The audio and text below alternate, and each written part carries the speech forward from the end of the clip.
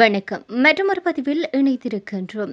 புதிய பதிவுகளுக்கான QR குறியீடை பெறுவதற்கு வாய்ப்பு இன்று நண்பகல் 12 மணியளவில் கிடைக்கும் என்று இலங்கை பெட்ரோலிய கூட்டுத்தாபனம் அறிவித்துள்ளது.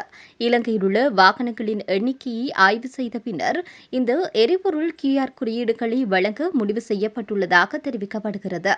நுகர்வோர் ஒரு வாரத்திற்கு தேவையான எரிபொருட்களை எந்த பிரச்சனையும் இல்லாமல் பெற முடியும் என்றும் அறிவுறுத்தப்பட்டுள்ளது. தேசிய எரிபொருள் அனுமதி பத்திரம் முறைமை இன்று முதல் மீண்டும் நடைமுறைப்படுத்தப்பட்டுள்ள நிலையில் புதிய குறியீடுகள் பதிவு செய்யும் நடைமுறை இன்று நண்பகல் 12 மணிக்கு ஆரம்பமாகி இருக்கிறது என்று அறிவிக்கப்படுகிறது. இதேவேளையில் இதில் பொதுமக்கள் எதிர்நோக்கும் சிக்கல்களுக்கு விரைவான தீர்வுகளை வழங்க நடவடிக்கை எடுக்கப்பட்டுள்ளதாகவும் அரசாங்க தகவல் பணிப்பாளர் நாயகம் தெரிவித்துள்ளார். இன்று காலை 6 மணி முதல் அனைத்து எரிபொருள் நிரப்பு நிலையங்களிலும் QR குறியீடுகளை பயன்படுத்தி எரிபொருள் விநியோகம் செய்யப்படும் என்று ஏற்கனவே எரிசக்தி அமைச்சு அறிவிப்பினை வெளியிட்டிருந்தது. இந்த நிலையில் முன்னர் QR குறியீடுகளை பெற்று தற்போது அதே வாகனம் மற்றும் புதிய QR குறியீடுகளை எந்த பிரச்சனையும் இல்லாமல் புதுப்பிக்கலாம் என்றும் அரசாங்க தகவல் பணிப்பாளர் நாயகம் கூறுகிறது. மேலும் வாகனங்கள் அல்லது தொலைபேசி இலக்கங்களை மாற்றியவர்கள் மற்றும் புதிய வாகனங்களை கொள்வனவு செய்தவர்கள் எதிர்கொள்ளும் தொழில்நுட்ப ரீதியிலான பிரச்சினைகள் அடையாளம் காணப்பட்டுள்ளது. குறிப்பிட்ட பிரச்சினைகள் குறித்து இன்று மாலையில் முடிவு எடுக்கப்படும் என்று அவற்றுக்கான தீர்வுகளை வழங்குவதாக அரசாங்க தகவல் துறை இயக்குநர் நாயகம் வெளியிட்டுள்ள அறிக்கையில் தெரிவிக்கப்பட்டுள்ளது. மத்திய கிழக்கில் நிலவும் போர் சூழலால் எரிபொருள் விநியோகத்திற்கு பாதிப்பு ஏற்பட்டுள்ளது. இதன் காரணமாக கையிருப்பில் உள்ள எரிபொருட்களை முறையாக நிர்வகிக்க அரசாங்கம் தீர்மானித்துள்ளது.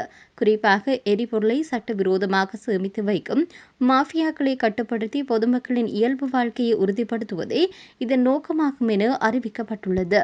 இதேவேளையில் நாட்டில் போதுமான எரிபொருள் இருப்புகளை பராமரிக்க அரசாங்கம் தேவையான நடவடிக்கைகளை எடுத்ததாக பெட்ரோலிய கூட்டுத்தாபனம் தெரிவித்துள்ளது. எரிபொருள் விநியோகத்தில் எந்த இடையூறும் இல்லை என்று நிறுவனம் மேலும் தெரிவித்தது. இதேவேளை 35,000 மெட்ரிக் டன் எரிபொருட்களை ஏற்றிக் கொண்டு வரும் கப்பல் நாளை நாட்டை வந்தடைய உள்ளது என பெட்ரோலிய கூட்டுத்தாபனத்தின் தலைவர் ராஜ்கர்னா தெரிவித்துள்ளார். குறித்த கப்பலில் பெட்ரோல் மற்றும் டீசல் எரிபொருட்கள் இரண்டும் இருப்பதாகவும் இந்த மாதம் மேலும் 3 எரிபொருள் கப்பல்கள் நாட்டிற்கு வர உள்ளது. அதன்படி ஏப்ரல் இறுதி வரை தேவையான எரிபொருள் இருப்புகள் ஆர்டர் செய்யப்பட்டுள்ளதாக பெட்ரோலிய கூட்டுத்தாபனம் தெரிவித்துள்ளது. எரிபொருள் இருப்புகள் இறக்கப்படும் நேரத்தில் உள்ள விலைகளின் அடிப்படையில் எரிபொருள் வழங்கப்படும் என்று தெரிவித்துள்ளார். மேலும் எரிபொருள் கப்பல்கள் இந்தியா மற்றும் சிங்கப்பூரில் இருந்து நாட்டை வந்தடைய உள்ளதாக மேலும் கூறியுள்ளார். இதேவேளையில் தெரிவு செய்யப்பட்ட சில அரசு ஊழியர்களை வீட்டிலிருந்தே பணியாற்ற அனுமதிப்பது குறித்து கவனம் செலுத்தப்பட்டு வருவதாக தகவல் வெளியாகியுள்ளது. பல்வேறு தரப்பினரிடமிருந்து குறித்து ஆலோசனைகள் முன்வைக்கப்பட்டுள்ளதாக அரசு நிர்வாகம், மாகாண சபைகள் மற்றும் உள்ளூராட்சி அமைச்சின் செயலாளர் சுமன ஆலோக பண்டாரு தெரிவித்துள்ளார். மத்திய கிழக்கு பகுதியில் ஏற்பட்டுள்ள போர் காரணமாக எரிவாயு மற்றும் எரிபொருள் நெருக்கடி நிலை ஏற்பட்டுள்ளது.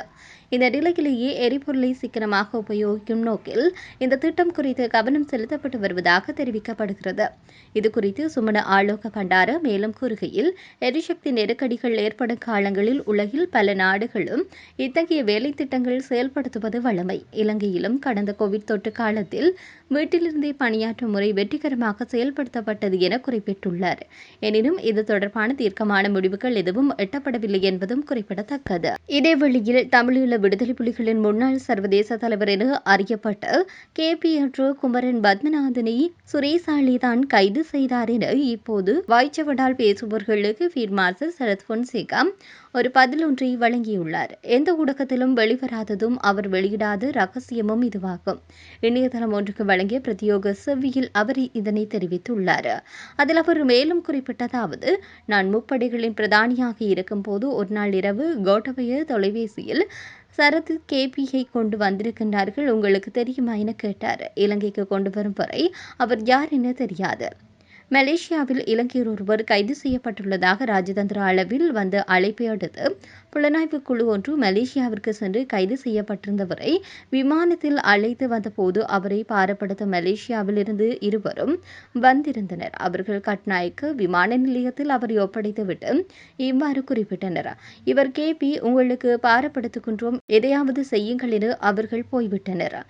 அப்போதுதான் CIDயினர் கோட்டபயவிற்கு தொலைபேசியில் அறிவித்துள்ளனர். அதன் பின்னரே கோட்டா எனக்கு சொன்னார். KP விமான நிலையத்திலிருந்து நேரடியாக கோட்டபயவின் வீட்டிற்கு அழைத்து செல்லப்பட்டுள்ளார். சிஐடியில் கொஞ்சம் காலம் இருந்தார். ஆனால் சிறையில் அடைத்து வைக்கப்படவில்லை. பின்னர் அவர் யாழ்ப்பாணத்திற்கு அழைத்துச் செல்லப்பட்டு வீட்டுக் காவலில் வைக்கப்பட்டார். கேபியிடமிருந்து கப்பல்கள் மற்றும் தமிழீழ விடுதலை புலிகளின் பணம் போன்றவற்றுக்கு என்ன நடந்தது என்று கோட்டபய தான் அறிவார். அதன் பின்னர் கேபியுடன் டீல் பேசியது மகிந்தவும் கோட்டபயவும் தான்.